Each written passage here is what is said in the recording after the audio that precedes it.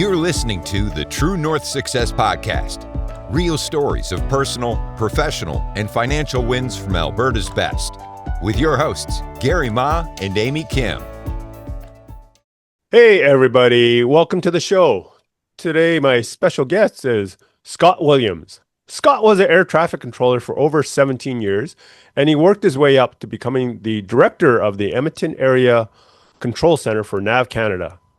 It is my pleasure to have Scott Williams on the show today. Welcome to the show. So, Scott, I gave a quick overview of your success, but can you fill in the details of what you do, who you serve, and how long you've been doing this for? Yeah, so I've been with NAV Canada for over 25 years now. As you stated, I started off as an air traffic controller. But really, we serve the flying public in Canada from coast to coast. We have over 18 million square kilometers of airspace that we manage. And right now, I focus on the west and the north. So I've got the Edmonton Area Control Center and the Vancouver Area Control Center, dealing with Western Canada, but also for those who don't know, the Edmonton Area Control Center controls a vast amount of Canadian airspace. So all of the territories, all of Alberta, parts of British Columbia, Saskatchewan, Manitoba, all run out of one room in Edmonton by our air traffic controllers there. So if you're taking off from Calgary, once your wheel's up, you're talking to somebody in Edmonton. When you're coming over from Greenland and crossing into Nunavut, you're talking to somebody in Edmonton as well. So challenging, a lot of fun, and no 2 days are the same. Wow. Like, how did you get into becoming an air traffic controller? It was actually a funny story. I was at UBC, and I wanted to be a high school teacher. My entire family was teachers, and I was like, yeah, I'm going to be a teacher. But I had an aunt who was an air traffic controller at the time, and she kept bringing me up to the tower and thinking, yeah, I think you'd be good at this. I think you'd be good at this. And one time she brought me up, she handed me an application. She said, fill this out. So I filled it out, didn't think much of it, and went and did some interviews, but again, didn't think too much of it, kept going to school. And then NAV Canada called me one day and said, hey, we've got a course starting in a couple of weeks. Can you go to Cornwall for 5 months and take the course? I thought, well, I can always go back to UBC, but I don't know if they're going to call again. So I walked in, I withdrew from UBC the next day, went out to Cornwall for 5 months, graduated, and they said, congratulations, your job's in Edmonton. So in August of 2000, I moved to Edmonton and started training as air traffic controller. Worked my way up there as a supervisor, training supervisor, and then was the branch chair of the union.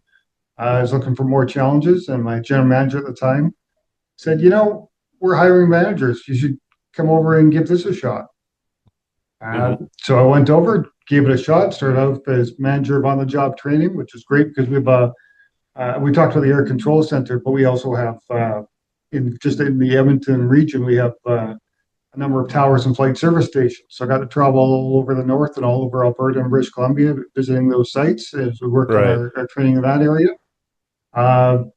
Turned that into about 18 months later, the manager of the Area Control Center. Got about a year under my belt doing that. And we had a pandemic, so that was interesting times as well. And just over 2 years ago now, we did a slightly restructure. So we got rid of the general manager role, tried to get more uniformity across the country. And so rather than having 7 different general managers, moved into 3 directors on that side. And at that point, started managing the Vancouver and Edmonton regions. Okay. So I mean, being an air traffic controller, that must take specialized training. Like you just don't go to a regular school for that. No, and that's actually the great thing about it is that to apply, all we ask is that you have grade 12 and can speak English, and we will provide the rest of the training. So there's different streams depending on what we're looking at. So our flight service specialists, they'll work in areas like Grand Prairie and Lethbridge, areas like that. They'll come to Edmonton, do 5 months of training, and then get sent to their site and do another month or 2 of training and do that job. Tower controllers, whether it's Edmonton, Calgary, Yellowknife, again, about 5 months in Edmonton, and then a few months at their site. And for what we call the IFR, that's the ones who sit in the room at Edmonton and work that huge region. Again, they'll start with a 5-month basic course, move that into a specialized course for the area of airspace that they're actually going to focus on for 6 to 9 months, what we call in the simulator, and then another 6 to 9 months working live traffic with an actual experienced air traffic controller plugged in beside you and guiding you along the way. So yeah, Right. all the training provided in-house. It's paid training, which made it easier for me to roll the dice and give it a shot when I went through. Nice, nice.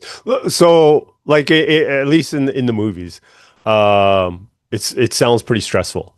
I mean, is it? I didn't find it that stressful. I found the training stressful because if you didn't make it, there's not a second chance. It's not like if I didn't make it in English 101, I could try again next semester. It Okay. doesn't work like this. So, uh, you know, trying to get through all the tests and all of your simulation, I found was more stressful. Uh, there are days where it gets like that, Yeah. but I think if you think about the normal human nature, you couldn't live your life doing that 200 days a year, every day, every hour you plugged in, being that stressed. Hmm. So yeah, when they have the days when they have the big thunderstorms roll through, when we had the G7 here last year, Okay. our controllers we stepped up. There's weather with that, along with all the restricted airspace. You have days like that, but it's not every single day. I don't think people would survive for 25 or 30 years in the industry if that's what we asked them to do every single day. Right, right, right. I mean, with your experience, what kind of sets you apart, let's say, from the competition? What comes easy to you that others might find challenging? Oh, that's a great question. It's tough to say because I don't think most of us look at ourselves and say that we're special. You see a challenge, you attack it head on. Hmm. It's a little bit different for the controllers. They have very good decision making, Yeah. so they can just, yep, this is what I have to do. But they've also uh, got a second or third or fourth plan in their back pocket ready to do it now. Now, in my role here, it's different now because it's as much we talk about technology, we talk about air traffic control and all that. At the end of the day, I'm a people manager. So Hmm. throughout that, I've got about 400 people below me, and I've got to find ways to take care of them.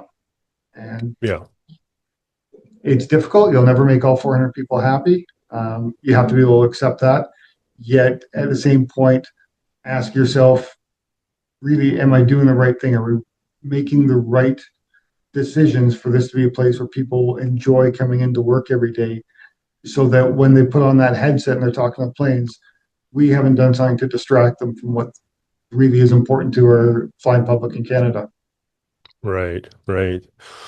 So with like your career has been pretty I guess you've grown lots. What kind of tips or suggestions would you give someone who wants to be more successful? Take the chance. Yeah? I mean, I say that a little bit tongue in cheek because there's always caveats to go along with it, right? Right. There's different chances you can take depending on whether you have a mortgage and two kids and all that. You can take certain chances, but you don't want to, risk not making a mortgage payment. But I saw opportunities in front of me, and I was like, yeah, I'm going to try that. Right. But when you do that, it's a full commitment. It's not dip my toe in the water and see if that's okay. I find that or whenever I would do something like that, and we'll just kind of move it halfway, it's too easy to fall back into your comfort zone.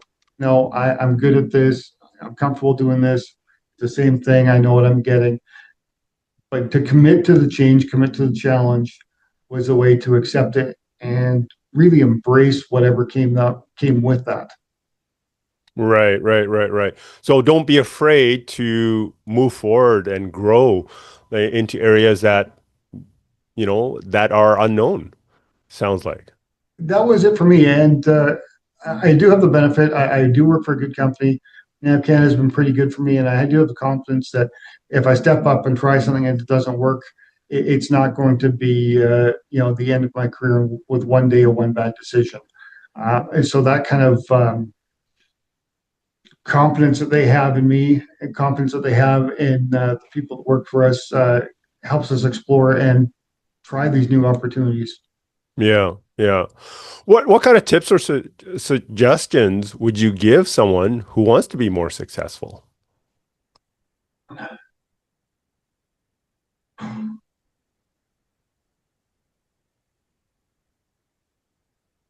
again, I'm going to sit there and say, commit. Yeah. You know, you're not going to be successful with a 15-minute effort or 30-minute effort, or say, you know what, this weekend I'm going to start working out. There has to be it's a bit longer term, a, a bit of a change in habits, a bit of a change in practice, Yeah. and you have to get comfortable being uncomfortable.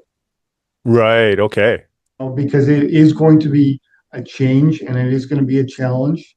Yeah. And that's going to, there's going to be times along the way where you question yourself Right. and question the Right. choices you made. That's okay. Yeah. Yeah. I know even when at the beginning, when I said I dropped at UBC, to me, that was a bit of a challenge for me. There was a secure path. I had everything kind of lined up. It was going to be safe. It was going to be secure. I didn't have to worry about it. It's like, let's take this risk. What's the worst that happens? I delayed my start by a year or two. I can Right. still fall back to this. But to do that, I had to go. At the time, all our training was in Cornwall. It's now done locally, but it was 5 months away from my wife at the time, away from a youngborn. My oldest daughter was, 14 months old when I left. So that was tough, but Yeah. I had an opportunity for something bigger and better and more exciting, at least in my eyes. Right. But to do that, I had to make some sacrifices. I had Right. to commit 100%. Yeah. And luckily for me, everything worked out with that. Right on. Right on.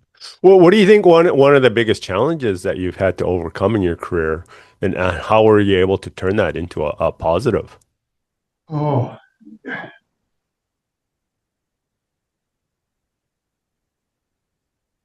yeah. I've been really fortunate that, a lot of my challenges, there's been a level of security there. So, um, when I first got to Cornwall, I didn't have a huge aviation background. I Yeah. wasn't, I didn't come from being a pilot or any of those sorts of things. I didn't work at the airport. Um, a lot of my classmates at the time did have that background. So I was starting from behind and I felt it. And Mm-hmm. it wasn't until about, I'd say 3 months in that 5 month course where it's almost like the light bulb went off and things sort of clicked. So it was a real struggle. And I talked to one of my instructors afterwards, they were like, yeah, we were just waiting for the test or the eval where you didn't make it because you were just scraping by and just scraping by. But there was perseverance, there was hard work, and that's right at the beginning. So this is 25, 26 years ago now. Yeah. And you just think that if I'd taken 1 week off at that point, I'm not sitting here today. I have a completely different lifestyle. I don't, who knows what path, ends up. Right. Should I have just made a different decision like that at one point? And that's like giving up the Saturday night to say, no, I've got to study this stuff for the exam because I'm not quite where you guys are. Right. Yeah. Yeah. Committing and then really digging in and working hard. Yeah, it's always tough to sacrifice, I find, in the short term because we are very much, I want it now or I want it soon. And that delayed gratification it's easy to say, it's hard to put into practice. Right. Yeah. Yeah. Yeah, for sure. It sounds like things are going really well for you, and a lot of executives and professionals like yourself are making a very good income while they're actively working. The challenge is that when they're not working, there's no income coming in. So that's definitely a challenge, if you want to keep your income level high, especially looking towards the future. They don't want to be working so hard for that income. Some people are looking at different ways to create profits and income outside of work. Things like investing in stocks, bonds, crypto, or using a financial planner. What are your thoughts about that, at ways of creating income outside of your work? I think that's one of the smartest things you can do. I think I look around and I'm surrounded by a lot of smart people, but sometimes when you're a smart person, you have too much confidence in yourself. Mm-hmm. And throwing that into somebody else, whether it's a financial planner, financial advisor, Getting their advice is really the smartest thing to do, taking your emotions out of those decisions and leaving to an expert. I wouldn't perform surgery on myself. I don't Right. have that background. I don't have that training. I look at the same way with finances. I'm lucky enough, like, yes, we make a decent income. Yes, we have some pension benefits here. Everything else, though, has to be in charge of somebody else. I know myself from the small amounts I do, I am an emotional investor. That way, Hmm. it's got to be all, it's almost like the Vegas money. That's the fun stuff. It's, if it goes great, woohoo. If it doesn't, Right. it's not going to ruin my day either. You know, Right. but the future planning is put in somebody else's hand. I can state to him clearly what my goals are, what I'm looking for. He can tell me what I need to do to achieve that. But it's not something where, because I saw some strange political speech in the stock market tanks one day, I'm going to make an emotional decision and do something I'm going to regret down the road. Right. Right. Right. So as we're wrapping up our interview, what kind of exciting plans do you have in the next 6 to 12 months? Oh, 6 to 12 months. We're actually, we've signed a new agreement with iTech Skynex. So we're partnering with 7 European countries to bring in a new operating system, and it's Oh, start in Edmonton. That was yeah. announced last summer. It's going to take years to get here. So saying 6 to 12 months is a bit of a stretch. We have a team going over there actually next week to start looking at it. And the team is going to be a number of our controllers, because we want the experts who are going to be using the system, talking about what they need, what they see, and working with that. But it's going to mean a new operations floor being built in Edmonton to support this Hmm. system. And I really think it's going to change a lot of what we can do with what we call trajectory-based operations, ensuring the safety as air traffic continues to grow over the next decade and plus. Nice. Nice. So that sounds like it's definitely going to keep you busy. It is, and the one thing I've said about this job is you are never bored, and I love that about it. Scott, that wraps it up for today. Thank you so much for your time and sharing your insights and tips with us. It was a real pleasure to have you on the show. And Scott, if people want to connect with you, what should they do? Uh, yeah, actually, they can send me an wasn't expecting that one here. I can put in my LinkedIn profile. Maybe this be the Okay. best way Yep. for anything professional. If you're interested in a career, we are hiring. We're looking for more air traffic controllers. If there's something else, you can connect with me professionally that way as well too. Right on. And for Okay. those who don't want to connect with me but are just interested in air traffic control, just go to navcanada.careers.com, and we have all our jobs and all the links posted there. It's a pretty easy process, and we're always looking for good people to keep the sky safe. Right on. Thank you. Thanks, Gary. Thanks for having me. All right. Bye-bye. Want to share your success story? Apply to be a guest at truenorthsuccessshow.com/guest. We'd love to hear from you.